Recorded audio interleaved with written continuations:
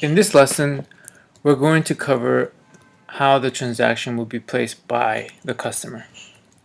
So upon being on neilthomasflorida.com, we're going to go and simulate a purchase without actually purchasing.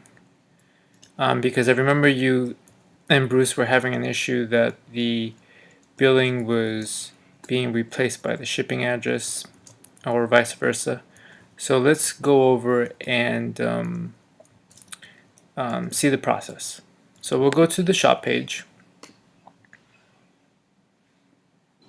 and let's add a few items to the cart. So let's add a Prairie Blue and a Rockefeller Rose, and let's add an Empire Yellow. And let's view our cart.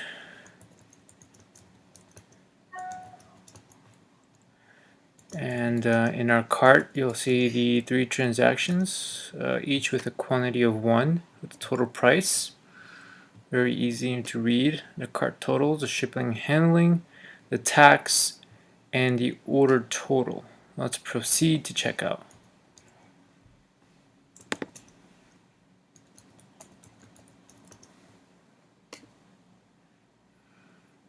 And here you easily have a billing details and ship to a different address, which is checked. You could check it on if it's going to be the same as the billing, or click on it or leave it open to ship to a different address. So we're going to do both. I'm going to enter my billing details and I'm going to ship it to somebody else. So let's enter my information real quick.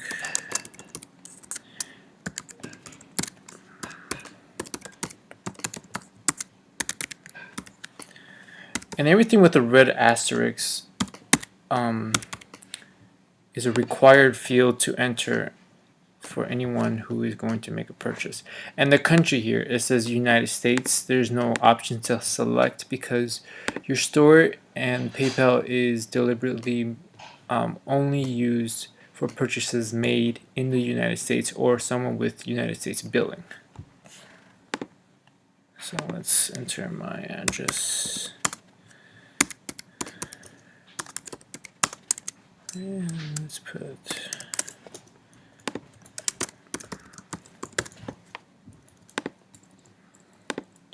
we're going to select and remember my address here. And also you can create an account. By creating an account, all you need to do is have a password that you can choose on your own, and it will use your email address as the username. So you automatically know what's your username. So let's gonna ship this to my brother.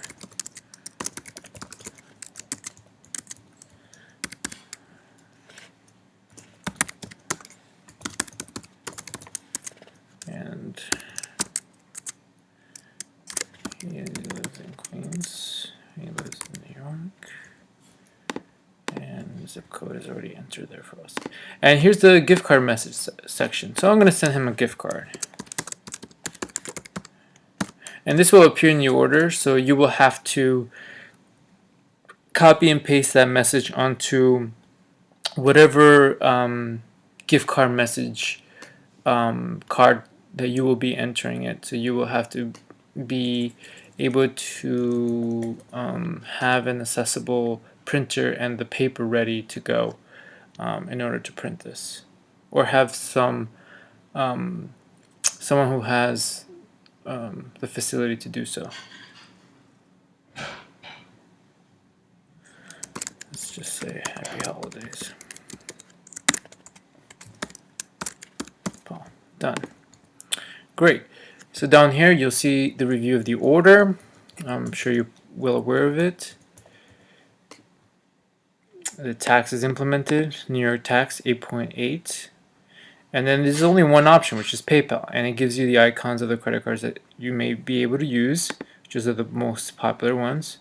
Pay via PayPal. You can pay with your credit card if you don't have a PayPal account. So that gives the customer the security who is not aware of what PayPal is, that you can pay with your credit card if you don't have a PayPal account. So let's proceed to PayPal, which will redirect us to their website in order to process the payment. So obviously the first choice they give you is their PayPal if you have a PayPal account, but we're going to go as if we don't. So we're going to select the second tab, which is pay with an online bank account, debit or credit card, or PayPal credit. So let's choose, and it's loading for us. And we're going to select to pay with a debit or credit card. That's going to be the most common choice. And here it is. It basically reads pretty simple, like any other form. You enter your credit card number, then you enter the expiration date, the CSC code in the back of the card. It has already the billing information that we inputted on the website. It's been transferred over to PayPal. So the correct billing address and not the shipping address has been sent. So PayPal will bill myself, Paul Bermudez, and you will receive the billing and the shipping address. So make sure that you do check to see if the billing and the shipping match. If they don't, then they obviously want you to ship it elsewhere. But PayPal needs to have the billing address exactly correct in order to match whatever credit card they have here. And here's the contact information. So you'll have also the purchaser's number and email, just in case you need to discuss any possible information. And then here below you have the pay button, and it has the payments processed by PayPal. You can obviously see right here it has the green SSL certificate, which is a security layer, and with the HTTPS, which is with the S at the end in green, it means secured. And on this side, your order summary, you see that you have your store name, you have the order amount, and your shipping. So this is your total order summary. Really easy to view. It's within distance from the pay to the total. And then you hit pay.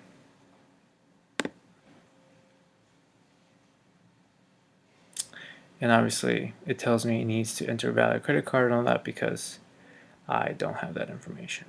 And it will prompt the user here. And that's how the payment process goes by. Also, the user has a very small chance to cancel and return to the website, which we will do right now. But looking down here below, it gives also the user who's not well aware with PayPal the safer and easier way to pay. For more information, read our user agreement and private policy. So that's easily readily available, and when you click on it, this will pop up and it gives you any information that you need to read to make you feel secure about the payment you're making. So we're going to go ahead and cancel and return to Neil Thomas Floral. And it's going to show you this loading button, and it should take us back to our cart. So here we are. And it gives us a prompt that says your order was canceled, but the cart is still the same. Now, if we want to delete anything from the cart, basically just hit the X, and it will refresh the page automatically as you hit the X. See, it's turning and it's refreshing. And also, you can notice on your website, you do also have the HTTPS, the S at the end, which is the security layer that's protecting your website during the checkout process. And that is basically the process your customer will go through to place an order.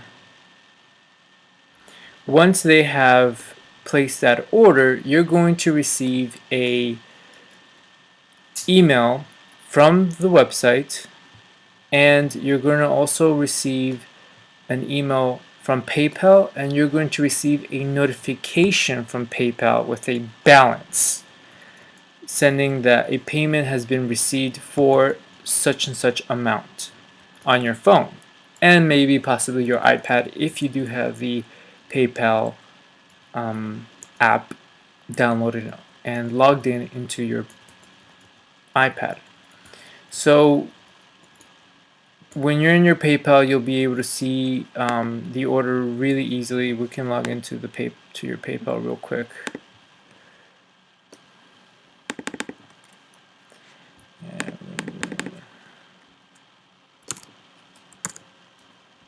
Log in.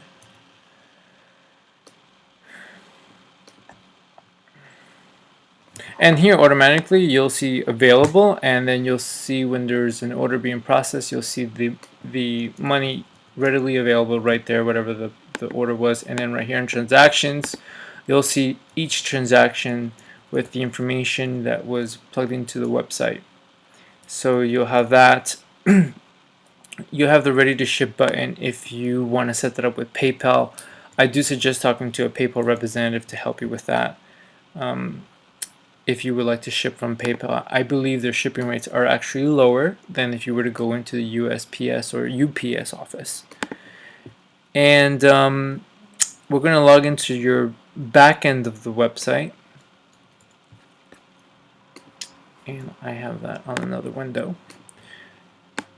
So your dashboard automatically will read this, as you can see here. You'll have sales of this month, and it will promptly show you the total amount of the month automatically, and I'll give you the awaiting process order. And we'll just click on the dashboard immediately, and you'll see that there's no orders currently. You'll see there's canceled, and it should be the order that we just placed right now that we canceled on PayPal. You'll be able to visibly see that.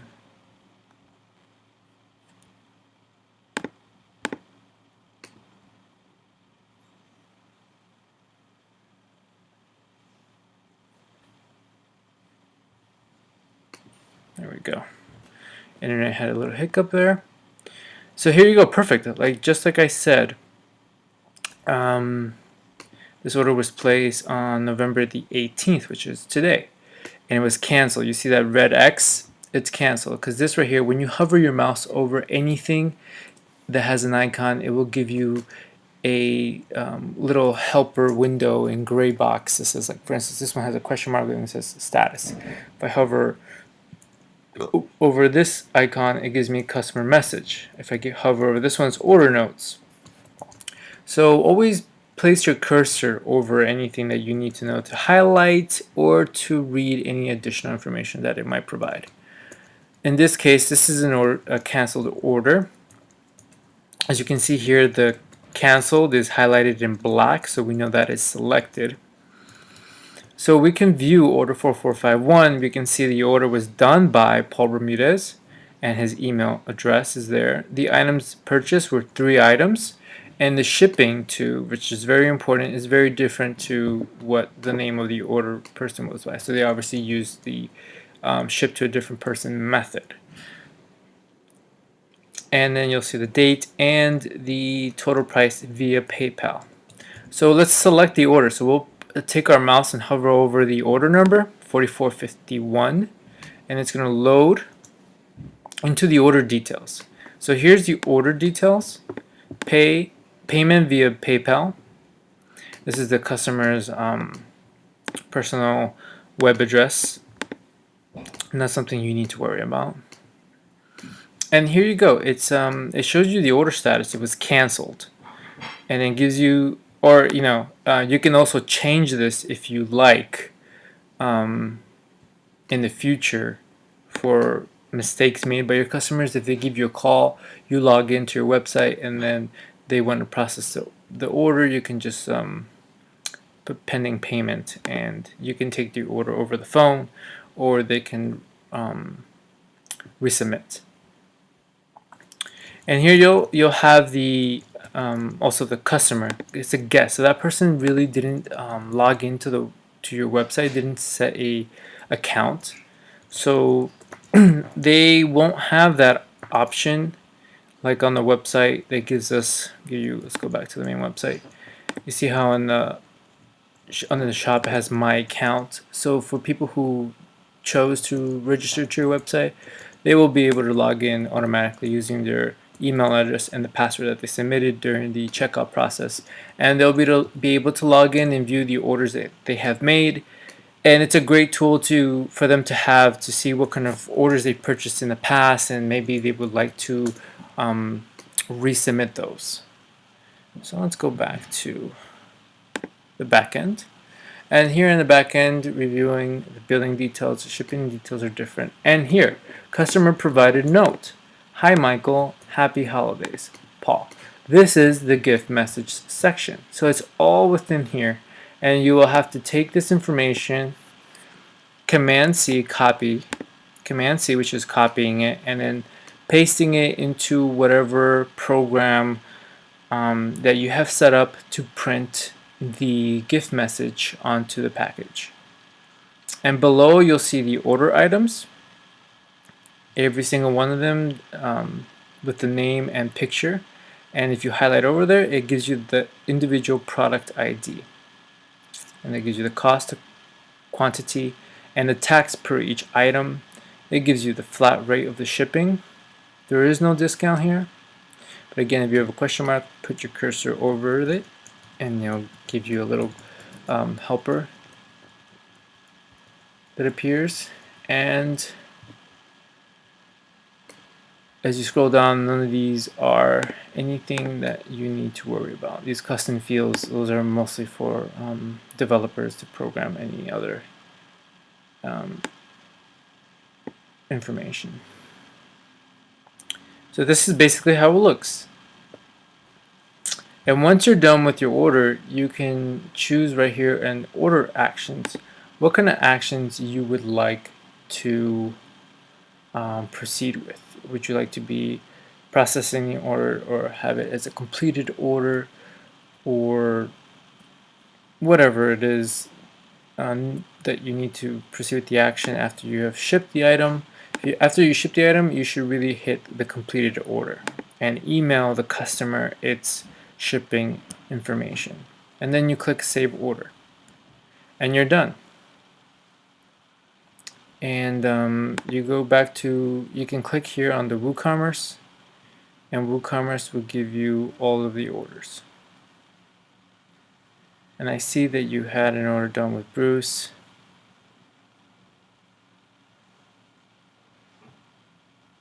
So for my sake, I'm just going to delete these and show you how these are deleted. We want to delete these two orders. What we're going to do is we're going to check mark each of them. As you can see, each column is a different color. This one's a very light gray and this is a white. And we're going to go to the top here and we're going to select Move to Trash.